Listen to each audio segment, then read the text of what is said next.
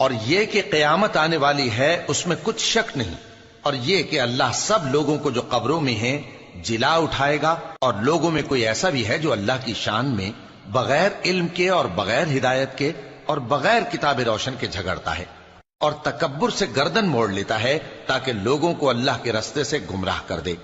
اس کے لیے دنیا میں ذلت ہے، اور قیامت کے دن ہم اسے عذاب آتش سوزاں کا مزہ چکھائیں گے۔ اے سرکش، یہ اس کفر کی سزا ہے جو تیرے ہاتھوں نے آگے بھیجا ہے، اور اللہ اپنے بندوں پر ظلم کرنے والا نہیں۔ اور لوگوں میں بعض ایسا بھی ہے جو کنارے پر کھڑا ہو کر اللہ کی عبادت کرتا ہے، اگر اس کو کوئی دنیاوی فائدہ پہنچے تو اس کے سبب مطمئن ہو جائے، اور اگر کوئی آفت پڑے تو منہ کے بل لوٹ جائے، یعنی پھر کافر ہو جائے۔ اس نے دنیا میں بھی نقصان اٹھایا اور آخرت میں بھی، یہی تو صاف نقصان ہے۔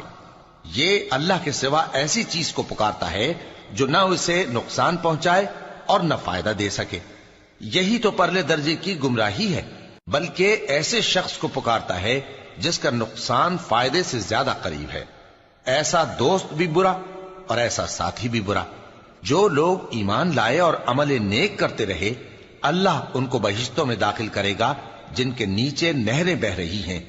کچھ شک نہیں کہ اللہ جو چاہتا ہے کرتا ہے۔ جو شخص یہ گمان کرتا ہو کہ اللہ اس کو دنیا اور آخرت میں مدد نہیں دے گا، تو اس کو چاہیے کہ اوپر کی طرف یعنی اپنے گھر کی چھت میں ایک رسی باندھے، پھر اس سے اپنا گلا گھونٹ لے، پھر دیکھے کہ آیا یہ تدبیر اس کے غصے کو دور کر دیتی ہے۔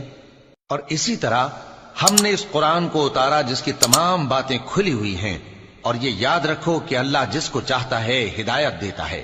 جو لوگ مومن یعنی مسلمان ہیں اور جو یہودی ہیں اور ستارہ پرست اور عیسائی اور مجوسی اور مشرک، اللہ ان سب میں قیامت کے دن فیصلہ کر دے گا۔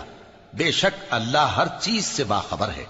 کیا تم نے نہیں دیکھا کہ جو مخلوق آسمانوں میں ہے اور جو زمین میں ہے، اور سورج اور چاند اور ستارے اور پہاڑ اور درخت اور چوپائے اور بہت سے انسان اللہ کو سجدہ کرتے ہیں، اور بہت سے ایسے ہیں جن پر عذاب ثابت ہو چکا ہے، اور جس شخص کو اللہ ذلیل کرے اس کو کوئی عزت دینے والا نہیں۔